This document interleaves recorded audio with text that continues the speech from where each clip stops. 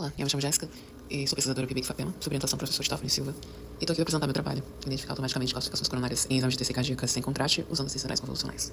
As doenças cardiovasculares, elas continuam sendo a maior causa de mortalidade global. Isso são dados da Burden of Cardiovascular Disease do ano passado. E que eles já vêm sendo reforçados pela OMS há um bom tempo. No relatório deles de 2020, eles mostram que no ano de 2019 teve 32% das mortes a nível mundial causadas por essas doenças. De todas as mortes do mundo, 32% foram causadas por elas.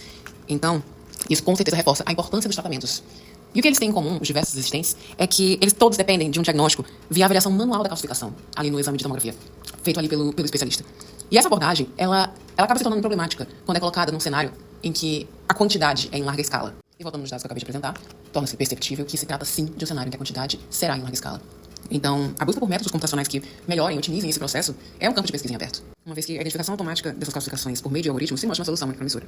Por isso, o objetivo desse trabalho é desenvolver um método automático para esse processo de identificação e classificação dessas classificações coronárias usando as excepcionais convolucionais. A metodologia desse trabalho se inicia estudando a viabilidade de se cumprir o objetivo dele utilizando a base de imagens ORCA-Score, que é uma base de domínio público que foi projetada para apoiar mesmo a pesquisa e desenvolvimento de algoritmos de aprendizagem de máquina. É interessante ressaltar que essa base ela leva muito em consideração as diferentes regiões e a diversidade muito grande de formas de aparição das classificações coronárias. E essa figura ela ilustra essa variabilidade vocacional delas. Já nessa tabela é demonstrado como ocorre a configuração dessa base de imagens, como que ela é distribuída em relação à quantidade de pacientes, quantidade de fatias dos exames por pacientes e a sua totalidade de um modo geral. De modo bastante breve, o método proposto aqui nesse trabalho, ele se trata de evitar a prática de avaliações de exames completos e se optar por uma estratégia em que a região de interesse e patches sobrepostos são extraídos para que ocorra uma realização assim, de uma análise regionalizada desses dados. E essa figura ela demonstra esse resultado dessas estações e mostra algumas características dessas janelas que foram extraídas e também quais são algumas características que elas apresentam. A rede neural utilizada nesse trabalho foi a AlexNet devido à sua eficácia ao lidar com um conjunto de dados em larga escala.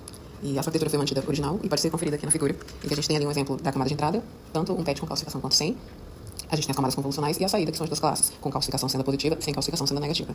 E a primeira tabela, ela mostra ali os parâmetros que foram utilizados para o treinamento dessa rede, e logo em seguida a tabela com a distribuição desses dados, em que a proporção utilizada foi de 60% do total das imagens para o treinamento, 20% para a validação e 20% para o teste, totalizando 58.045 imagens. Os resultados obtidos podem ser conferidos na tabela a seguir, em que eles são apresentados a partir da aplicação de 4 diferentes abordagens ao classificador. No primeiro caso, a versão inicial e a quantidade inicial dos dados é considerada. Já no segundo, a técnica de data augmentation é aplicada na classe minoritária, na classe positiva, que é a com calcificação.